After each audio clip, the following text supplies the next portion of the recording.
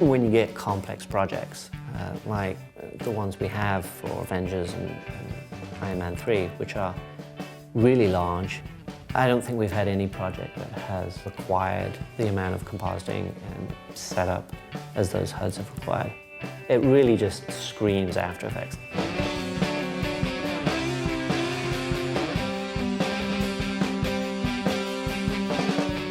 The really cool thing about After Effects is that it encourages experimentation. And because it renders so quick, with RAM preview and the global performance cache, you don't have to wait all day to try something and just kind of go crazy sometimes. Just let your imagination go. We've seemed to have found a niche.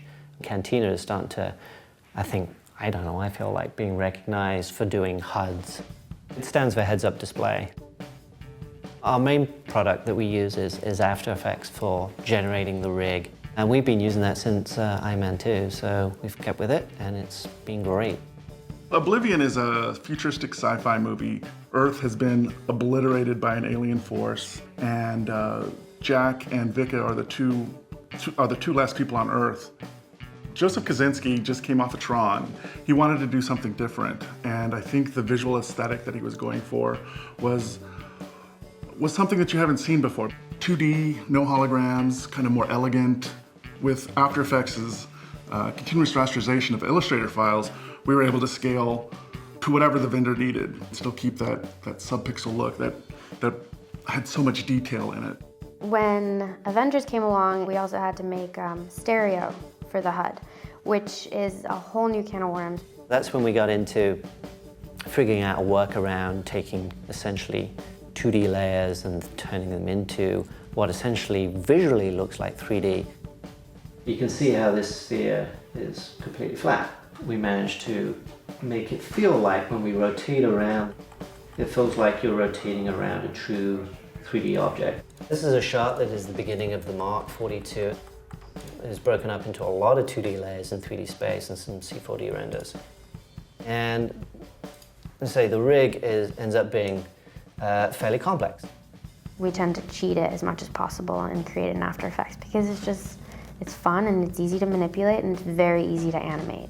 In the movie, Jack, the main character, goes missing, and Vika sends one of the robot drones to his last known location, and it scans the ground and finds DNA fragments. And then it sends those results to Vika's gorgeous, huge light table. G-Monk, who was the lead designer, would create the original interface look in Illustrator. And it was my job to take those Illustrator files, take them apart, and put them into layers, bring them into After Effects, and bring them to life.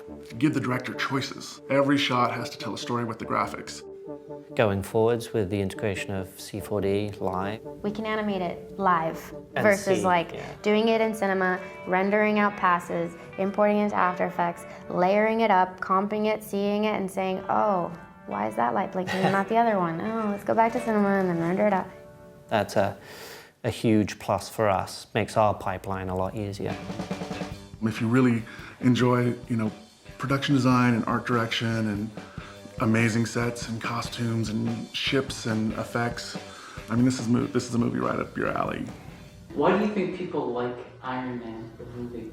Robert Downey Jr. One word. He's awesome. You want to see a sassy, funny, multi-billion-dollar man just making fun of everything. He's great, and saving the world, and building cool robots, and driving really sexy cars. It's RDJ. That's the answer.